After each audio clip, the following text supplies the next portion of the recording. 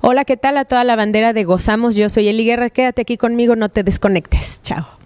Hi, this is Roberto Del Rio for Goamostv, and we're speaking with Ely Guerra today, who is performing in scenic Navy Pier for the Sor Juana Festival, brought to you by the National Museum of Mexican Art. So, Ely, how are you doing today? I'm very fine, thank you. Thanks for coming. Thank you. And this isn't your first time in Chicago, right? You've No, we've been here together. We've been here before. It's actually we've already have done a couple things for the museum, so we are very happy to come back in order to the fine arts and everything, talking about Mexico. Mm-hmm. That's awesome. And I understand that you were in the Latin American Music Conference in New York City.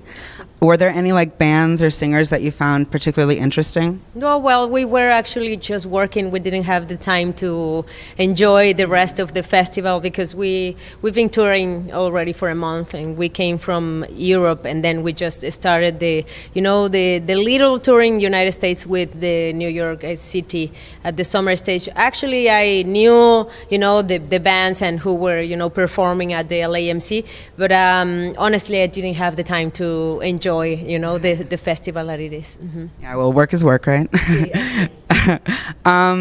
I've noticed that there's a lot of female artists, and sort of the music industry today has been driven by female artists.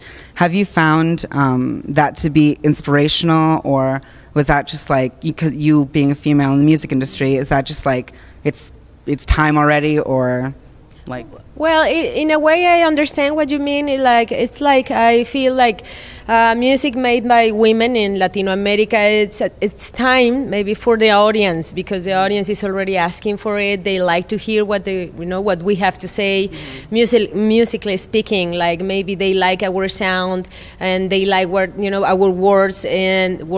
I'm sorry about my English. And it seems like it is time for the audience, because we've been doing music for a long time ago. I've been, actually, in my case, I've been playing music for 18 years by now. So it seems like the audience was, the one who were kind of, trying to understand what women, write about or say about, the world, the feminine world. I don't know.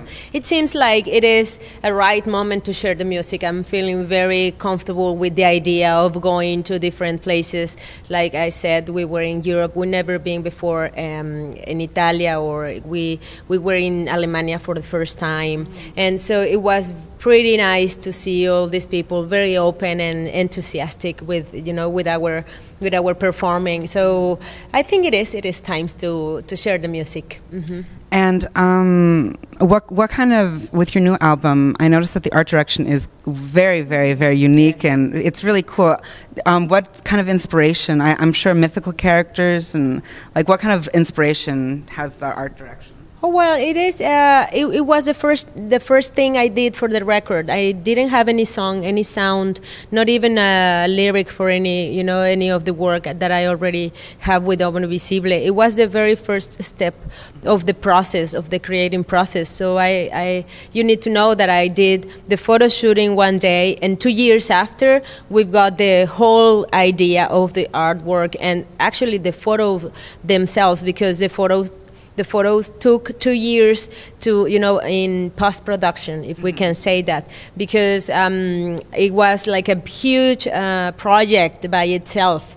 It needed time and it needed people, because it is Hector Galvan, an artist, Mexican artist, working on it.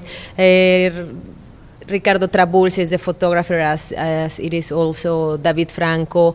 They were a lot of staff, like crew, makeup and hairstyle and all this. We took a lot of care of the photo shooting. The animals came to the studio. I mean, we didn't took a photo from internet and then put it in our artwork. That didn't happen. No, and that shouldn't happen. We call this, professional people that cares about animals, and they help me to bring the animals into the studio. So I'm talking about a lot of work, and it was very inspirational. It was a huge inspiration for me in order to start the sounds and the ideas. And I am very happy that I could work during those 2 years in the music while the artwork was, like stretching or maybe, coming and going, because it wasn't that easy. When we saw the pictures at the end, when David Franco showed me the post-production of each one of the photos he did on Photoshop and everything, we were that amazed that we didn't want to, just didn't want to do anything.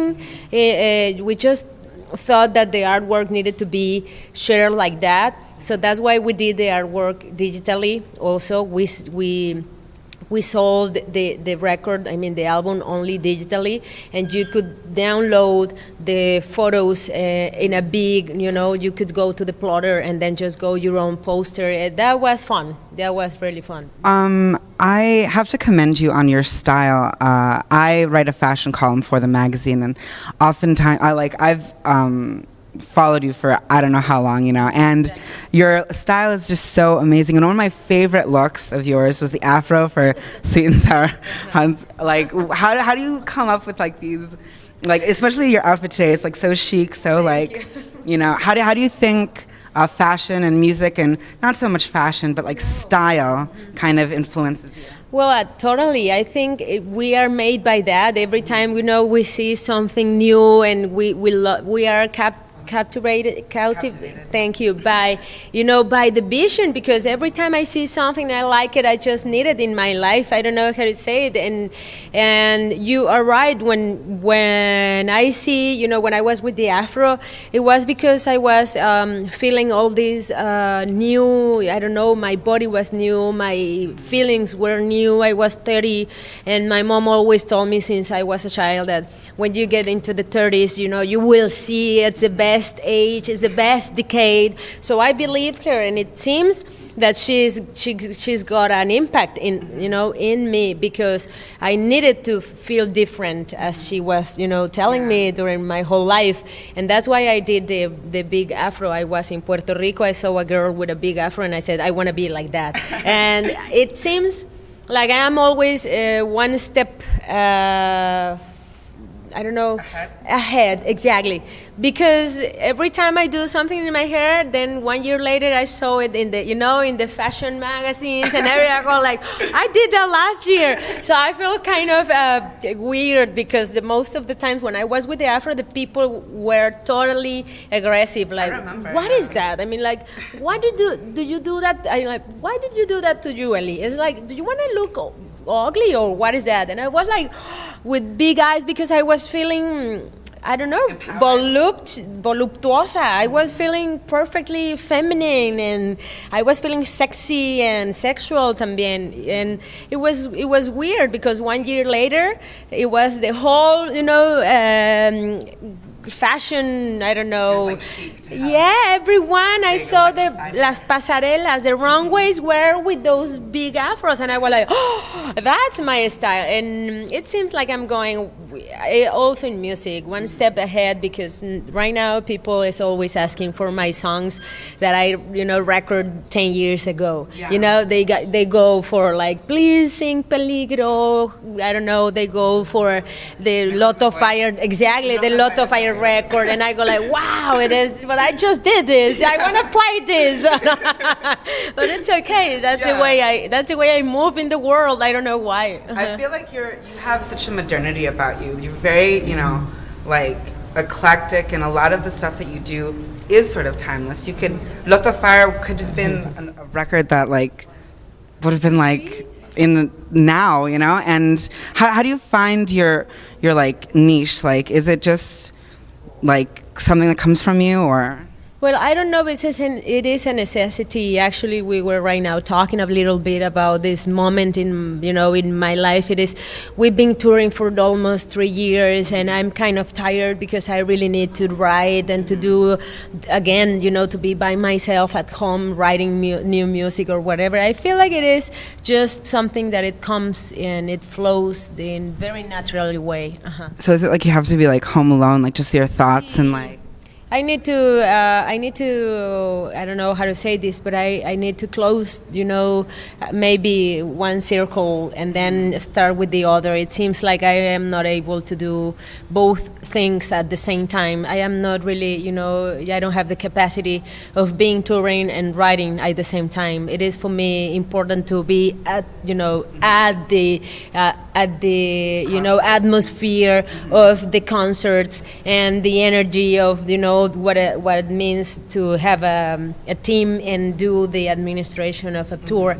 If I try to write, it would be like chaotic for me. So I need to stop and then start writing, and then it's when magic comes, because then I start to understand, I feel this, or I'm feeling this way, or I need this sound, or I need to explore this area of my life. It is not the same being 30 than 40. I am already, I'm hitting my 40s. You don't look a day over 15. Quinceañera over here.